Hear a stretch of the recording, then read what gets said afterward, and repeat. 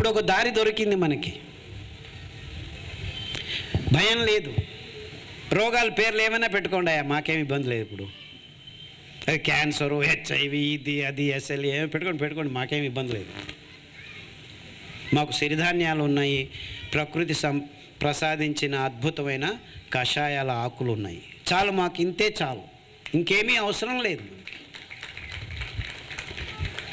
మా పల్లెల్లో రైతులు ఇప్పుడు దీనిని పెంచిస్తారు. ఎందుకంటే దీనిలకు సాగుబడి అవసరం లేదు, పెద్ద పెద్ద డ్యాములు అవసరం లేదు, ఎరువులు అవసరం లేదు, క్రిమి కీట కలుపు నాశక పదార్థాలు అవసరం లేదు, పెద్ద పెద్ద యంత్రాలు అవసరం లేదు, తంత్రజ్ఞానము అవసరం లేదు. అంటే మొత్తం 60% రైతులు అందరూ ఫోకస్లోకి వస్తారు. 5 ఎకరాల మెట్ట భూమి ఉన్న రైతు కూడాను సిరిధాన్యాలు పంచితే 1 ఎకరానికి 10 క్వింటలు వస్తాయి. 5 ఎకరాలంటే 50 క్వింటలు.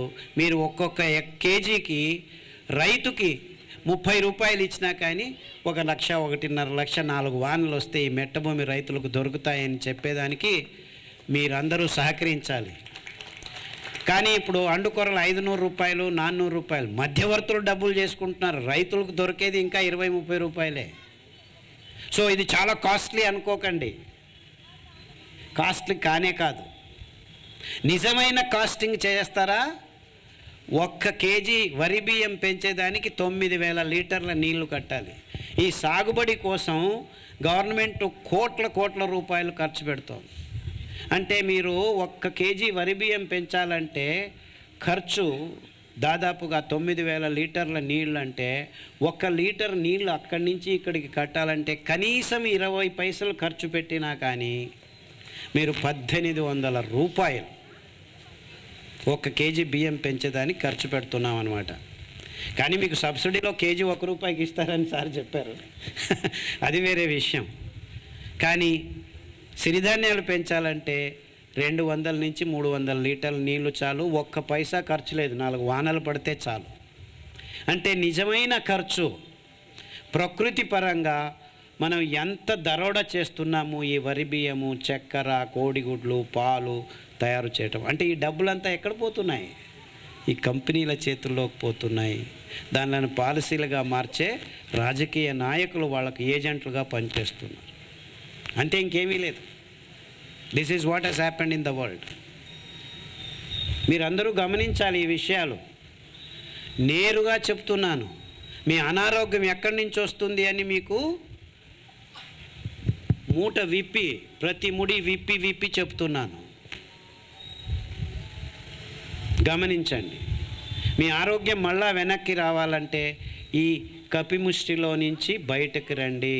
అంటే గోధుమలు తినద్దు, పాలు తాగద్దు, చక్కెర ముట్టద్దు, వరి బియ్యం వద్దనే వద్దు, కోడిగుడ్లు మనకు కాదు. పాపం కోడి తన పిల్లలు పెట్టుకునేదని గుడ్లు పెడుతుంది, అది మీకోసం కాదు పెట్టడది.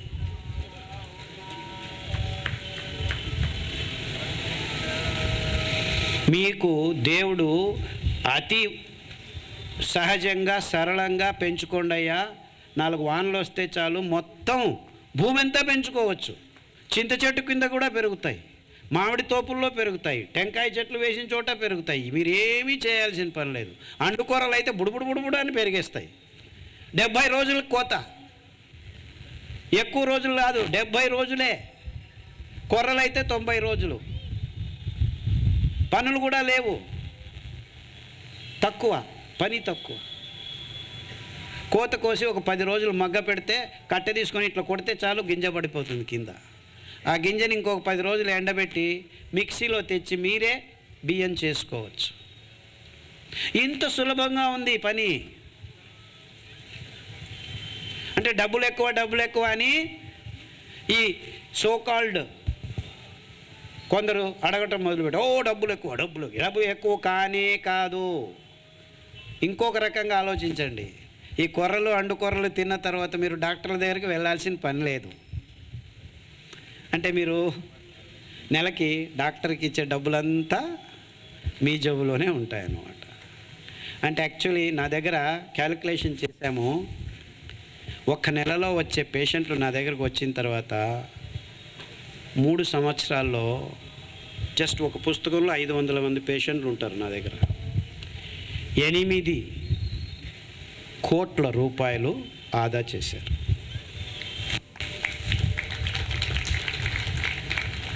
డాక్టర్ దగ్గరికి పోవటం లేదు వాళ్ళు. They are not going to any doctors.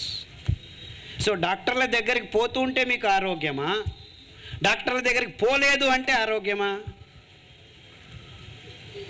అంటే మీ జీవితంలో డాక్టర్లు అవసరం లేదు, ఆ స్థితి సంభవించినప్పుడే మీరు ఆరోగ్యంగా ఉన్నారని మీ అంతకు మీరు చెప్పుకోగలరు.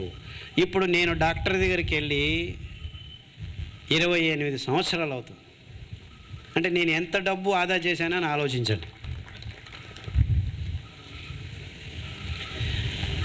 అలా నా దగ్గరికి వచ్చిన చాలామంది కుటుంబాలు డాక్టర్లను చూసి నేను 12 సంవత్సరాలు అవుతుంది, 10 సంవత్సరాలు అవుతుంది అని చెప్పి నా దగ్గరికి కూడా రావట్లేదు.